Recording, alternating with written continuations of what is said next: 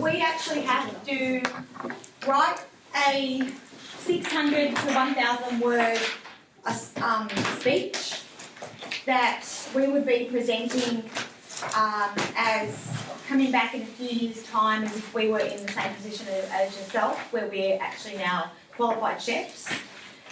So we're presenting to the grade 10 cohort who would be going into 11 and 12, thinking about kids who actually want to be or maybe take the hospitality route and become a chef themselves. So these guys need to know, if they were you in your position, what would they have done? What career paths would they have taken? What choices would they have made when would they have started to think about it? All of those kinds of things. So they've got some questions prepared for you. If you just want to do it like that, it's very up to you. Or if you just want to talk, and then they can ask you the questions if you haven't addressed things. I don't know how you would like to do this. We'll just go with. Well, we can go around the room. First, I'll just give you a little bit of a rundown on my career. At the moment, I'm running a little kitchen up at Yatala, a little place called the Gem Hotel. It's a nice cruisy little place. It's on the up. It's an older style hotel that's been renovated. I've been a qualified chef for around about 33 years. It's a long time in this industry. Is anyone here wants to be a chef? The silence is deafening. Good job. No, well done. So you're all in hospitality because you want to do what? This is the non-OP class. The what? The non-OP class. Oh, okay. So this is hospitality practices. So you just want to learn. They're just doing a subject. You're just filling in a subject. Yes. So care factors about this high, isn't it? About being a chef, most of them I'd say yes. That's probably not the career path that they've chosen. Otherwise, they would be doing. I'm thinking OP level, and then going on and doing more serious stuff. So we do the same things. We just don't do the assessment tasks as in depth. Okay. Cool. Well, my career has led me from being an apprentice. I did a 4-year apprenticeship. From that, I went on to do many roles from all around the country, overseas. I've run restaurants, I've run kitchens, I've owned my own restaurants.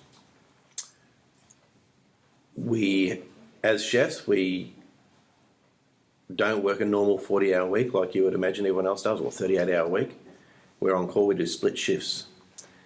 We do roughly a 9:30 start in the morning, we finish around about 2:30 in the afternoon. We start back again at about 5 o'clock and go through till close. So we can do anything up to 10, 12 hours a day, but we only get paid for 7.5 hours a day. I agree. Unless you can negotiate something and you become a salaried staff person. So that's where chefing is a different kettle of fish to being a builder or a hairdresser or whatever occupation you're looking at. But unless you have a drive for being in this industry, it's a very, very difficult path of life. What questions have we got? We can fill out more as we go. I'll start over here. You got a question for me? Did you do hospitality in school? I did it in year 8. I think everyone's forced to do it in year 8. What do we make? Some sandwiches and some scones, and I wasn't very good at it. I was better in woodwork. I liked all the manual arts type things. But it wasn't until year 10 that I did an outside of school course, and we did an aptitude test to find out exactly who was suited to do what, and it came up with cooking for me, so I gave it a whirl. I didn't know what I wanted to do when I was in year 10. Does everyone here know what they want to do when they leave school? Yeah? Well, you're in front of me because I had no idea at year 10, and I couldn't be bothered doing a year 11 and 12. I just wanted to get out of school as quick as I could. And this is like early 80s when there was a lot of competition for work. I wanted to get out there and chance my hand at it. And I was lucky enough to go and do a pre-vocational course at TAFE College for 12 months. And then I went on to an apprenticeship after that.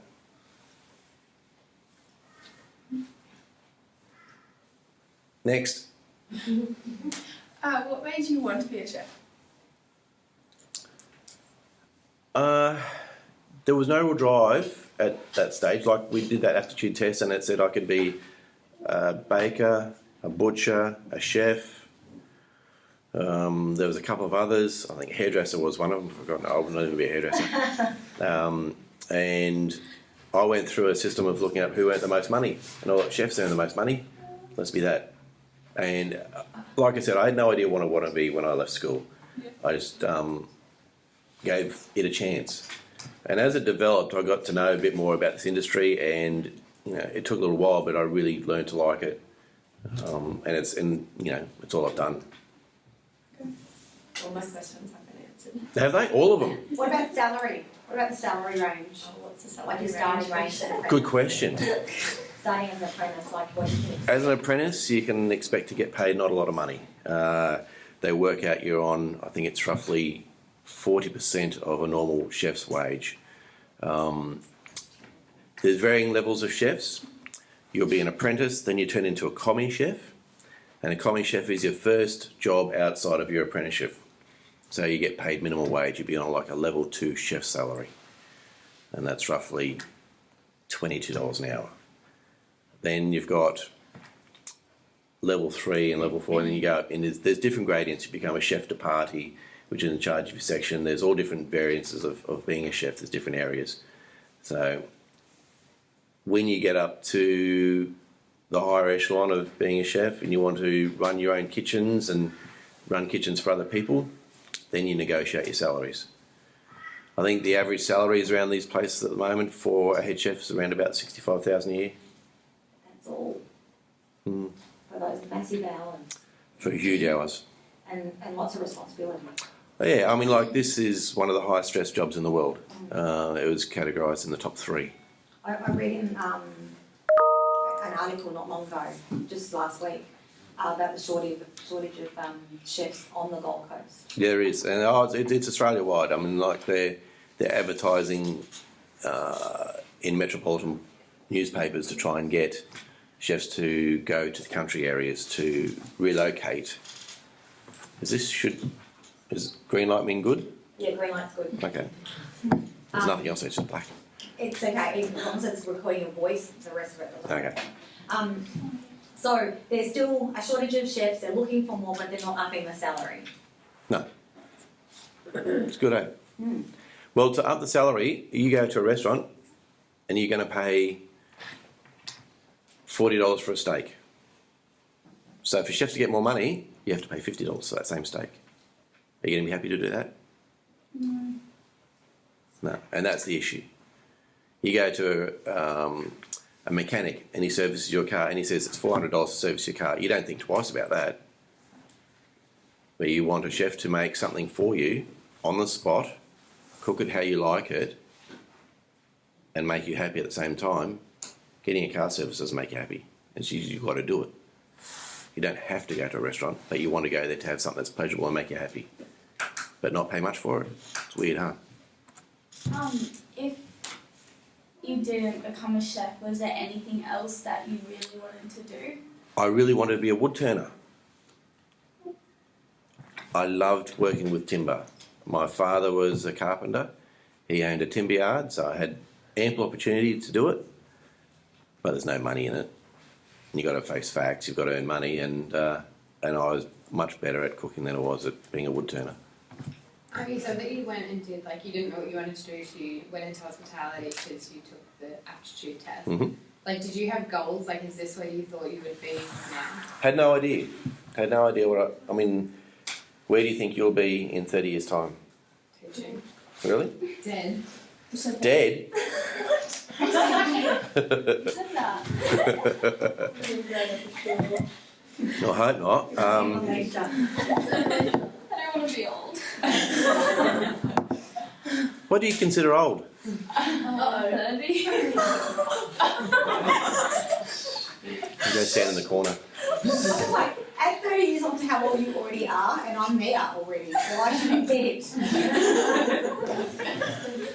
No, she said 30 more. I had no idea what I was going to be doing in 30 years' time. I didn't think I'd be cooking. Once I got out of my apprenticeship, I wasn't real keen on being a chef. I actually went to a timber yard where they made roof trusses. Does anyone know what a roof truss looks like? It's the things that hold the roof up, right? Those big triangle things above us. And went and made those for 6 months just because I wanted to get out of the kitchen. And then I found that was intolerably boring. So I went back into cooking. And I've done it ever since. I've run, like I said, I've run restaurants. I've run award-winning restaurants. I've won awards. I've won medals in Salon Culinaires. There's every 4 years there's an Olympics for chefs that people don't know about. Australia is ranked in the top 5 in the world. Wow. Have you been to that? No, I haven't. I've worked with a lot of chefs that have. Once again, it's a selection process, and you've got to be in your top field to be able to go into those sort of things. The stress level of just being a chef anyway, compared to what it is to be competing in the Olympics, is unbelievable. So, and it's a time factor. You've got to train for those sort of things as well.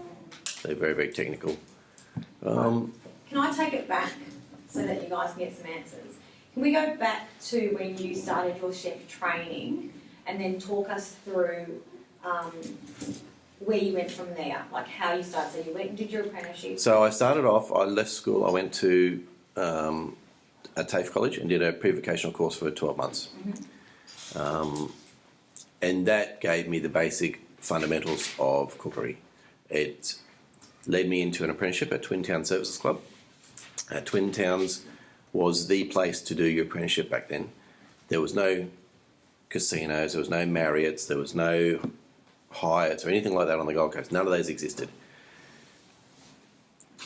When the culinary competitions came around, the top chefs were at Twin Towns. I did my apprenticeship in a kitchen where we had 100 chefs, 15 apprentices, 30 kitchen hands, and they were from all around the world. So we learned all different types of cookery. We were also taught to be resilient.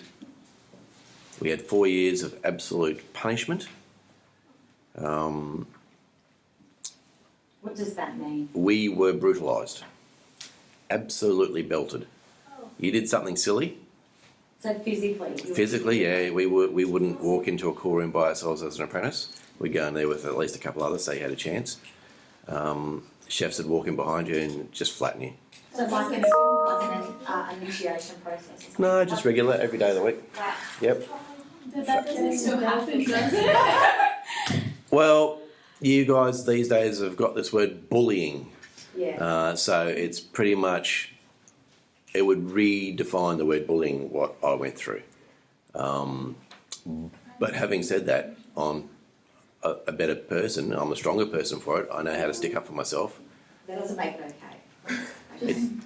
It doesn't justify it, but, you know, those people that I worked with as my apprenticeship then, I'm friends with today, believe it or not. So I know them.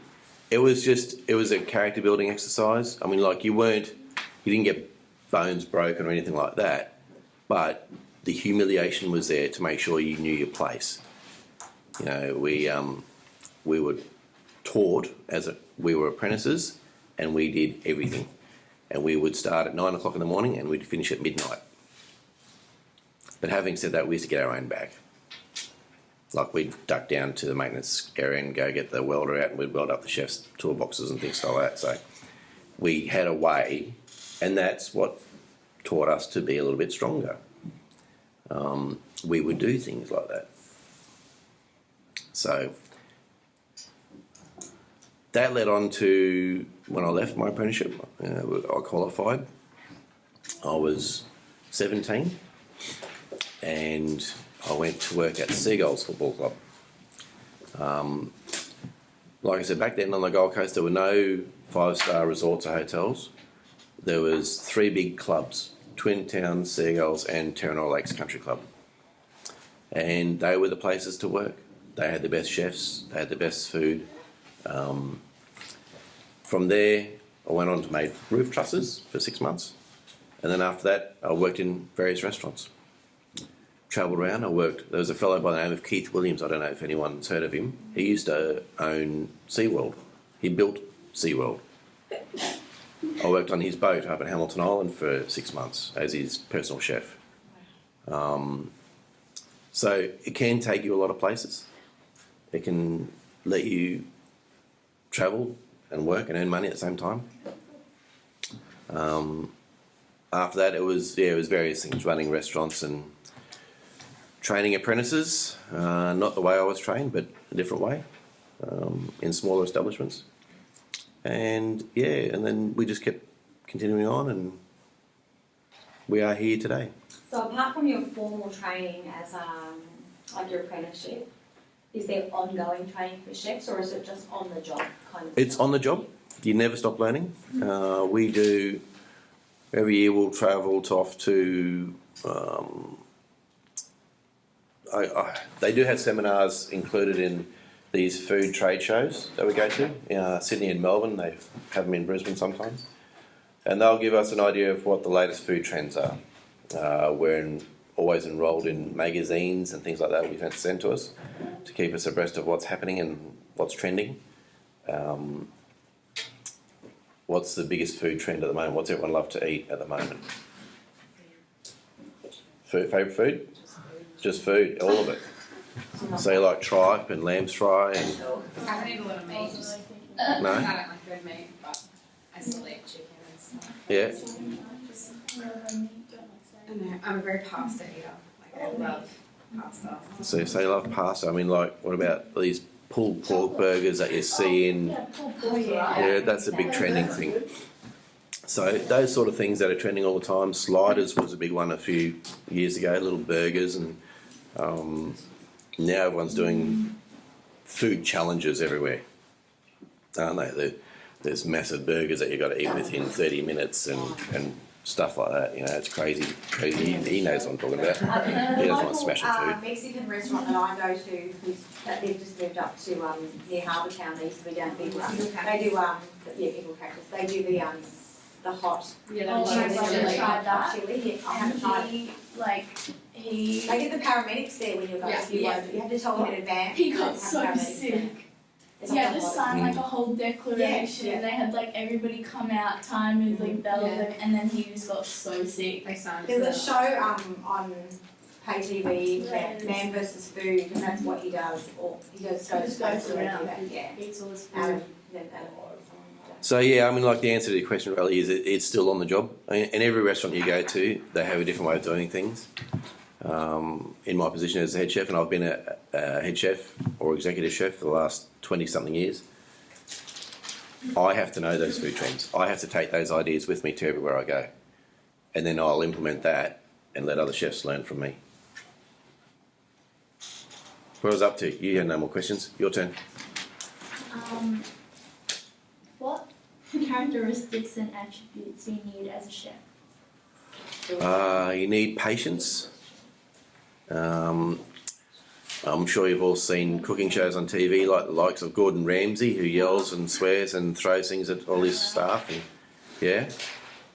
Well, that's not realistic. That's the way it was when I did my apprenticeship. Imagine 100 of Gordon Ramsays in one kitchen. It just wouldn't work, would it? That's how I did my apprenticeship. You had to work every day. Yeah. So you need to have patience. You need to be able to listen to people. You need to be able to deal with high levels of stress. That's definitely not me. And you need to have a sense of urgency. Because if someone needs something that you don't have, you make it happen. Otherwise, you don't get the money.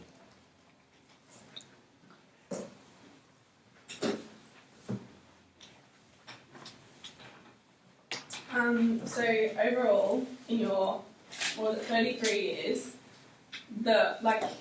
if you were to list off now what like formal qualifications you have, like what were they? Like the titles you have, like from the TAFE, like whatever that title was called. Yeah, well, I'm a trade certified chef, so I have a trade, trade papers, as you would a carpenter or a bricklayer. They're all trade certified. I'm a trade certified chef. My resume is an extensive read after 30 odd years. It's more like a Bible. It's thick, you know, and it's not worth reading all the way through, you know.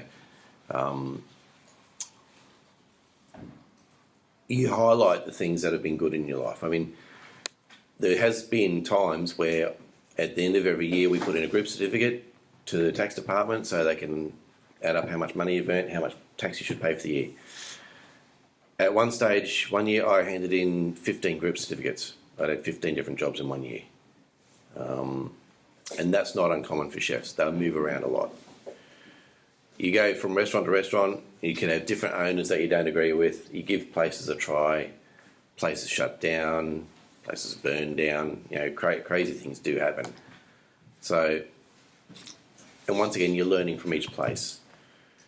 If you have a select group of restaurants on your resume that people can identify with, some of the more recognisable restaurants on the Gold Coast now, like Moo Moo's and Cha Cha Cha and things like this, straight away as a future employer, I would know that you've come from somewhere that's substantial, that know their thing.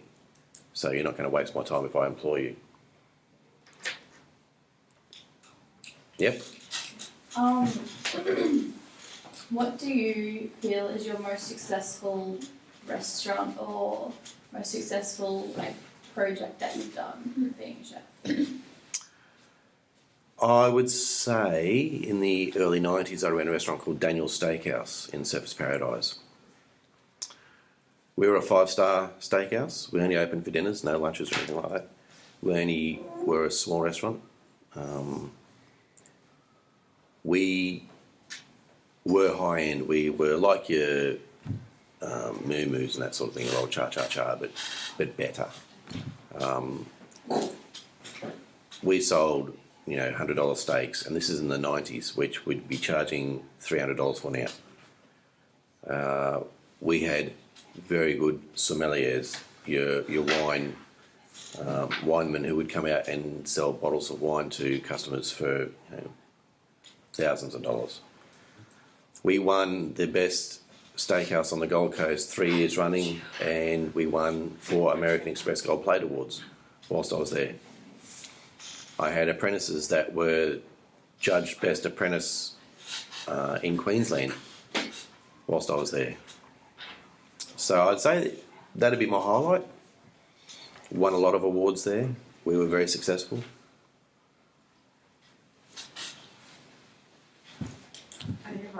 You've asked yours. Yeah. You just like to listen.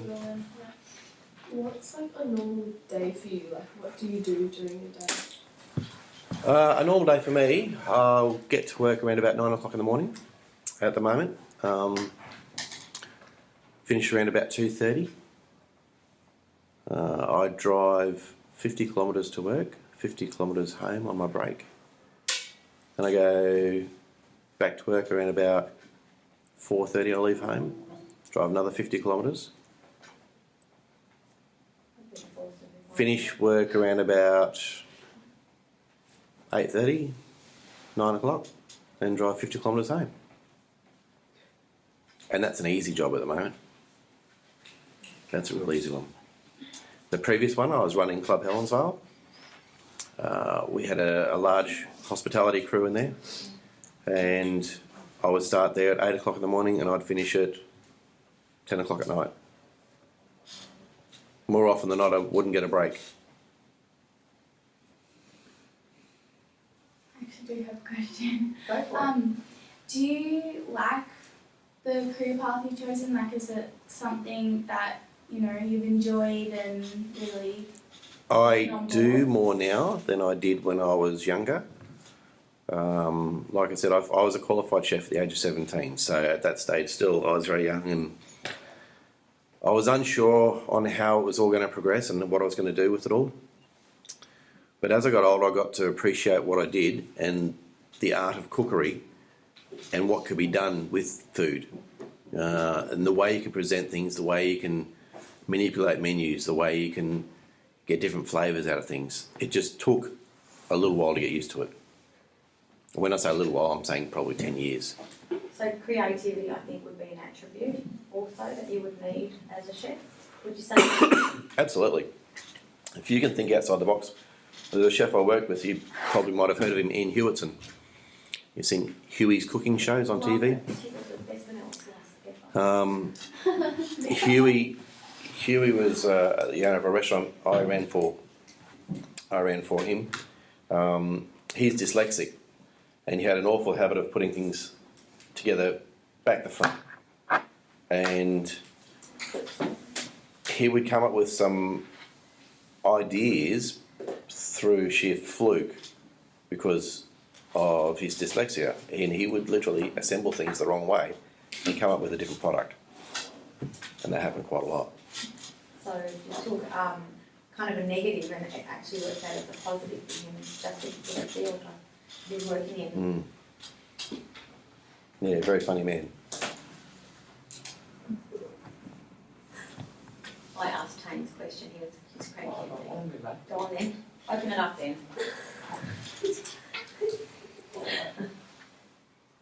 No, they've all been asked. All of them. You don't have any other questions you can think of? I've got one. Are you responsible for the ordering and the stock taking and all that kind of stuff? as well? Absolutely. Part of what I do, I guess my job description is apart from just writing menus and cooking food, I'm responsible for the ordering of all the food, the sourcing of all the products. The stock rotation is very important, otherwise everyone gets sick. Workplace health and safety. We have a process involved called HACCP. Has anyone heard of HACCP? HACCP is it's not legislated, it's not lawful, but it's a guideline that everyone uses. It was developed by NASA, and it stands for, HACCP is Hazard Analysis and Critical Control Points, and that is designed to backtrack and find out if someone gets food poisoning, where it came from. So if you hear of someone, there was an outbreak of, funnily enough, it was a heap of teachers up in South Bank that got food poisoning. There was about 180 teachers got food poisoning. It turned out it was from these eggs. I think I remember hearing about that. That people were getting omelettes for breakfast in the morning, and they were able to trace it back from everything that was eaten by all the teachers to these omelettes. They went to the kitchen, they checked on all their processes that were in place. You've got to have food temperature logs, you've got to have your stock rotation logs, you've got to have your cool room and freezer logs. Everything's got to be kept up to date all the time.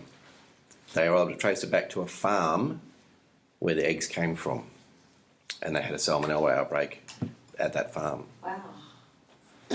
So all the critical control points went from the sick teacher back to where they ate, back to the kitchen, back to the farm, and they all traced back. And it was, like I said, it was developed by NASA because the last thing they want is astronauts with diarrhea in space. I think in New South Wales they brought that in about 1999, so when I did my hospitality and small business course. And I remember we were like one of the first class at East Sydney Coast. So, And yet it's still not a legislated thing. You know, I get a delivery from the butcher this morning and he will come in. First thing I've got to do is go down and check his truck and see what temperature his truck is running on. Then I've got a probe that I'll stick into one of the boxes and make sure his meat is at 1 degree. So then he can deliver it and I'll sign for it. Then it's my problem. Those are little things that happen every day. Stock rotation. So once the stock is delivered, everything that's in the kitchen gets pulled out, the new stock is put onto the shelves, the old stock is put on top, so it gets used first. So it's always being rotated, right? The old stock is you can use first. That's just part of it. then there's rostering. You've got, I have percentages that I have to meet. We're giving a target. We have a 30% food cost. So at the end of the day, if I buy something in for $3, I've got to sell it for $9. On top of that, I've got to add in wastage. So if I get a large piece of rump, I'll lose 8 to 10% of that as I'm cutting it up. By the time I get a steak out of it from what I need to serve, I will lose that money because by the time I've cut it up, I've lost 8 to 10% of it just through the cutting of it. So it's got to be factored in. So like as head chef, besides all the like the technical stuff like logging and stuff, on a night, what do you do? Like as head chef, do you kind of decide where you work? Like do you say, okay, tonight I'm going to be doing the steaks, or tonight I'm going to be doing the soups? Like you get to decide where you want. Very to work. much so. I mean, like I've got a team in place wherever I work to make sure that I have the strongest person on each area. Your kitchen's always broken down into different areas. You have your grills and your pans and your deep fryers and whatnot. And depending on the size of the kitchen, I'll either just run the show from the pass. I'll be the fella yelling out from where the dockets are. Dealing with customer complaints. I don't do that very well, to be fair. I have an issue with stupid people, and it's more of a belief than an issue. I believe if you're stupid, you should be told that you're stupid, you know, and that doesn't go down very well with stupid people. That's not an attribute. No, it's not. It's a weakness, to be fair, but I mean, like, I just don't do stupid people. So, I will deem where I need to be on that night, on any given night, as to where I can be most effective. How would you deal with someone calling in sick on a night where you're like busy and you've got, you know? It's a funny one. I mean, in this industry, chefs don't ring in sick. You don't have sick days.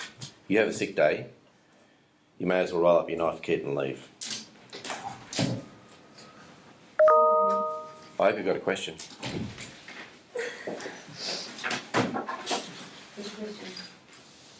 What's it about? I don't know. Pressure. See, this is pressure straight away, isn't it? Yeah, it's a stressful job being a chef. I So mean, what do you do like on sick days? Like if you if someone rings in sick, I'll ring them and find out why they're sick. If it's legitimate, and they have to prove to me it's legitimate, like they have to have their arm being amputated or something like that. If you've got a cold or a runny nose, that's not good enough. You come to work. You know, if you've got a headache, you come to work. No, because you can treat those symptoms and you can make sure you don't sneeze on that food and you wash your hands and you do all that stuff. Absolutely. We have sanitisers, we have everything that's available to make sure that you're okay to work. And that's why I say, you know, when people come to the kitchen and say, I can't cook today because I'm sick, then get to sick bay. Because if you're too sick to be here to cook, you should be home. You should be in intensive care if you can't cook. So like if they call in sick and you're going, okay, you're not actually that sick, like you're just putting it on, and they go, well, I'm not coming in, you just say, get out then. No. Yeah, you get a DCM. Don't come Monday. Oh. How often do you rotate your menu, or change your menu at your Where I am at the moment, we're doing it every 6 to 8 months. We rotate the menu. And who does that? How do you do that? Like, I'll do that. Like I said, once again, you follow food trends. You look at your magazines, you see what's trending around the place, and see what people are going for. It also depends on the environment you are in. Where we are out there at the Gem Hotel, we couldn't put in more high-end food. We're a steak and 3 veg type area. We couldn't do a braised duck with an oriental orange and ginger sauce or anything like that. We couldn't do that out there. It wouldn't sell. So you've got to market for your clientele in your area. We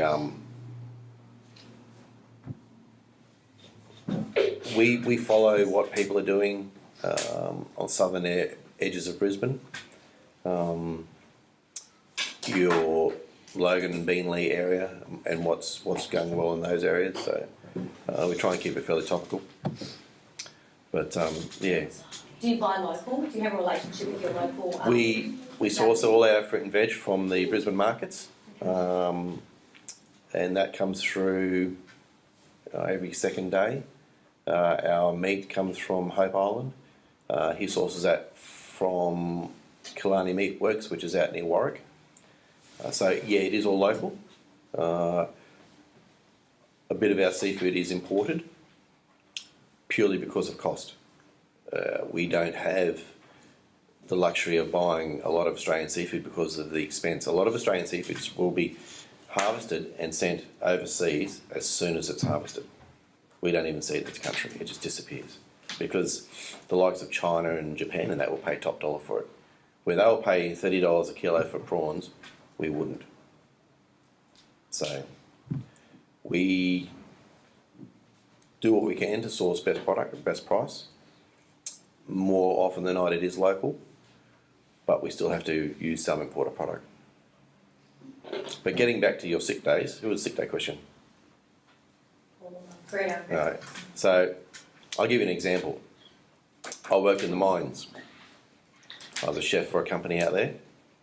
We had two chefs. One did breakfast, the other one did dinner. We had 600 miners in site. So one chef did 600 breakfasts, the other one did 600 dinners. And they ate well, they ate everything. The selection was unbelievable. At any one time, those miners could ring the pit and say, I'm not feeling well today, and not go in, and their job would still get done. It was no big deal. Can you imagine if one of those chefs rang in sick? 600 miners knocking on your door going, where's my breakfast? Where's my dinner? It doesn't happen. It can't happen. If you go out tonight to a restaurant and the chef's rung in sick, and you've got a bunch of people working in the kitchen there that don't know what they're doing, you don't get fed. You wouldn't pay. You'd walk out. Chefs turn up. So what happens if you need to take holidays or something like that? What do you do then? You have to orchestrate a lot around it. Generally, as a head chef, as much as I love the thought of holidays, I don't normally take them. I've gone for years and years on end without taking any holidays whatsoever. How many holidays do you get a year at the moment? You guys get 14 weeks. Oh, holiday. There you go. 14 weeks. As a chef, we get 5 weeks a year holiday. That's 14 weeks of Christmas holiday. So for those 5 weeks a year, we don't take them, they just get accrued, they just keep stacking up, mounting up.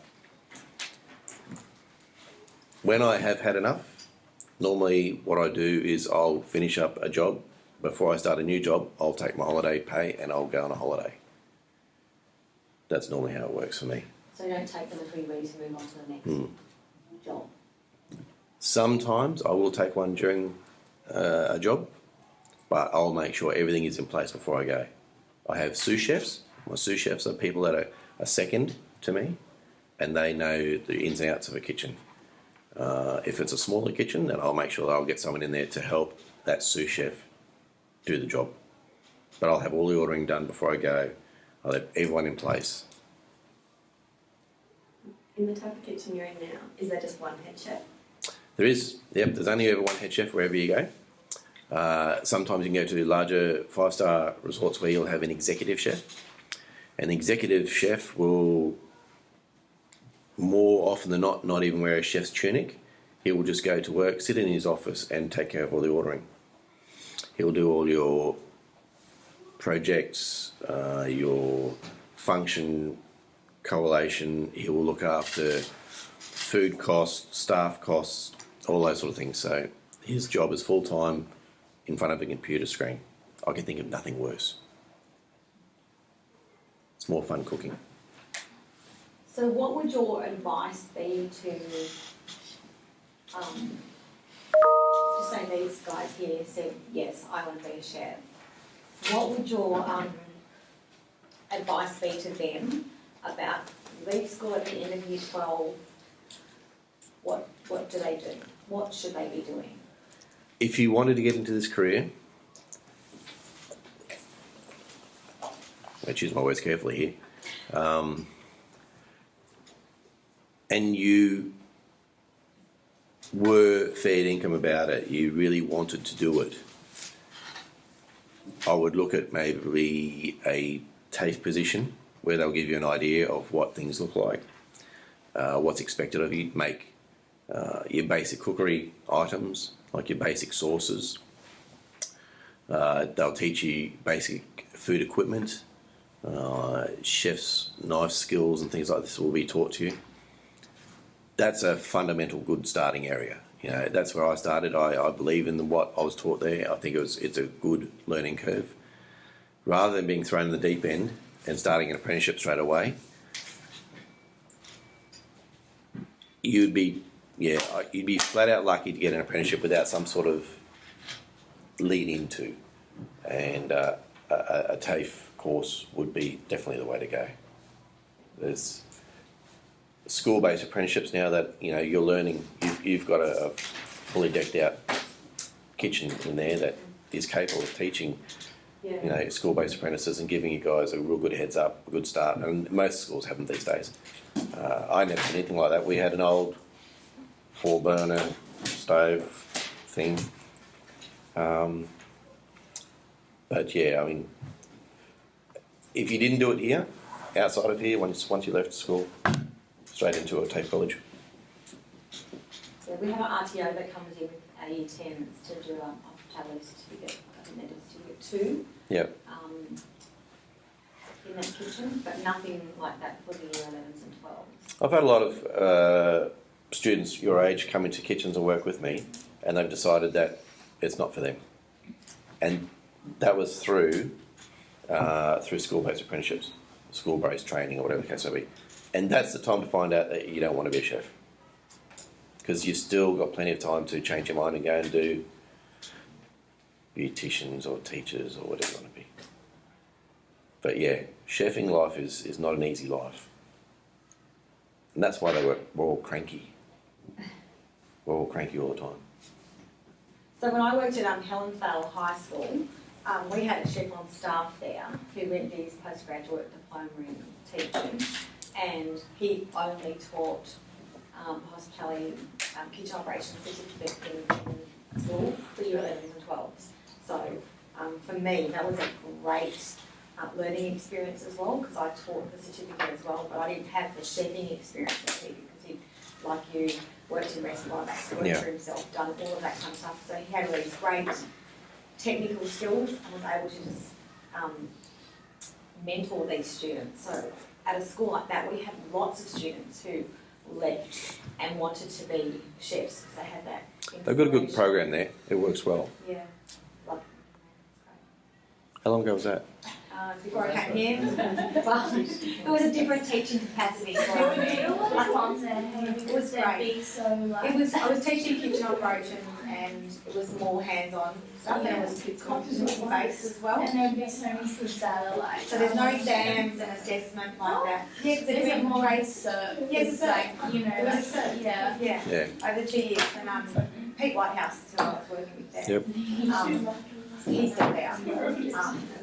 He's amazing like that. So you can always do that. You'd make more money. You'd make more money. No. But I get holidays. I get 14 weeks of your holiday. Yeah. Imagine that. You have 14 weeks paid holiday. Oh, jeez. I can't even think about that. So what do you look for in an employee? Like, If you were employing somebody, what would you be? yeah, Is that what you need? yeah. I was only saying this morning that I've never read a bad resume. Right? Anyone can write anything they want on a resume. They can say they were personal chef to Michael Jackson. How do I check that? He's dead. So it could be anything. You can make stuff up. Right? And a lot of people will get creative with their writing and they will make things up. So the best thing I can do is find out a group of restaurants that they've worked at, and if I know those restaurants, I'll know whether they're capable of doing the job. Then I'll give them a start. I'll give them a week's trial. And I'll say to you, here's 50 kilos of barramundi. I want you to fillet it. I want you to skin it. I want you to debone it. And I want 200 gram portions. I want them all crumbed. Oh my god. You have an hour. Oh my god. Is that a long time? An hour, you should knock that over easy. If you've got the experience that you've written on So- your resume. This is the thing. You've got that on your resume. You Not reckon just because you come in today. you reckon you're qualified. I've read your resume. That's what I want done. Then I will leave you alone for that hour. I'll come back later, and when I see you walking around circle scratching your head, I go, So you don't like bring up their degrees on their resume or anything? like I said, a lot of the times you'll go through references and there's never a bad one. Oh yeah, no, Fred Bloggs was really good, turned up and did this and did that. And sometimes, like, I would say also, correct me if I'm wrong, that if you're working somewhere and you're applying to go somewhere else, if they want to get rid of you, they're going to give you a good reference because they want you to go Really? and get a job somewhere else. I don't do that. They don't get No, I just go by. It's terrible. Okay. Look, I've had staff that have said, look, I'm just going to go out to my car and change my shirt and I'll be back in. I haven't seen them since, and that was 13 years ago. I don't know what happened to them. They just disappeared into a vortex. I don't know where they went. And that's happened a bit. Kitchen hands especially. I get a lot of people who apply for jobs because they have to apply for work to keep their Centrelink going. And I go, yeah, come on. And I know exactly what they're doing because I see it all the time. Yep, I'll start you right now. And they're, oh, really? Yeah, I'll give you a job right now. Oh, okay. I'll just go out to my car and I'll get my shirt. Never see him again. That's Gone. so funny. So, you know, then I'll get a phone call from Centrelink and I'll go, oh, did so-and-so come for a job for you? Nah. Never saw them. Oh. So I'm not going to help people who don't want to help themselves. But if I have someone that comes in and they give me a resume and I think, oh, mediocre work, there's my 50 kilos of barramundi, this is what I want done with it, and they do it, and it takes them an hour and 5 minutes, I'll keep them. Because I can make people go faster. Oh, I thought I was going to say I'll get rid of them. Yeah, so I was like, wow. Would you give them a start? Say they're willing, but maybe not so capable. Could you I- make them better? Would you ever have that mindset where you think I could put time into this person and I could make them better? I see have potential, but a rule of thumb everywhere I go where I'll get in touch with an agency that has people with various disabilities and looking to try and get some of their people into workplaces. Recently, when I refer back to Club Helensvale, it's a large kitchen, it's a big place. I had a fellow there, his name was Matty. And Matty couldn't tell you how old he was. I reckon he's probably around about 40. And he had some issues. But I'll always have someone that I can help. And he was able to function very highly as a kitchen hand. He could do vegetable prep for me. He could wash all the dishes. But having said, if I didn't keep behind him, he would disappear and go and start dancing with some of the customers. He was a special kind of person, but it didn't matter how bad your day was, Matty would come up and make you smile. He's a tremendous bloke, and he's a very good friend of mine. But I will always give people a chance to learn, and I'll always be able to teach people. If someone comes up to me and they're a smart ass, you're out, you're gone. Sense of urgency is everything in this industry. You've got to get up off your butt and you've got to work and you've got to go fast. You've got to realise that if the food's hot, it's got to be onto the table as fast as I can possibly get it there. If I'm sweating, everyone else sweats too. Sorry. Okay, we've got like 2 minutes before the bell's going to go. So if you've got any more questions, you need to ask it now. We're all done? Yeah? Does everyone here know what a cabbage looks like? Yeah. Yes. Oh, nice. like high letters. Yeah. Oh, Yeah, you all know what a cabbage. That's cool because I did a class out here not long ago, and someone didn't know what a cabbage looked like, Oh, and it still weirds me out. Ask it. What are your views on veganism? Because that's a big trend. Yeah. Seems to be Like, did that, trendy. like, have you heard any, like, when you've gone to get, like, what's trending, has that come up? There's a lot veganism. People with lots of dietary requirements, like Your views. oh, I can't stand them. Yeah. I don't know how a vegan could possibly. How would a vegan mow the lawn? Would that upset them? Really? What happens when you cut sugar cane down? Oh.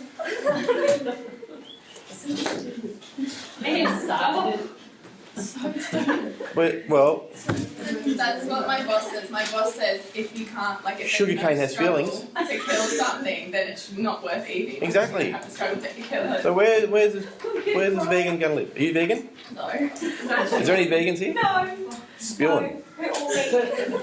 They're all What a shame. We've only got some celiacs in the room and. See, that's the thing. I mean, like at the moment, gluten intolerance is a big trending thing. Everyone's gluten. Trend. Well, it is. Vegetarianism and this it's a trend. Eat meat. Won't grow animals. I Exactly. have, in my kitchen upstairs is nut free, I've got kids who've got egg allergies, I've got, okay. Sorry, thank you very much for your time. Hang on, for something. On behalf of everyone here, I'd like to thank you for coming today. Thanks very much. Knowledge. Yes, mate. Thank you. Beautiful. This is the other thing chefs do well. Don't tell them. Oh, sorry, I wasn't supposed to say that. Maybe I'll turn the video off before you finish. All right, okay. Just have a blanket thing, like, if you're using foreign pans, you need to consider that with your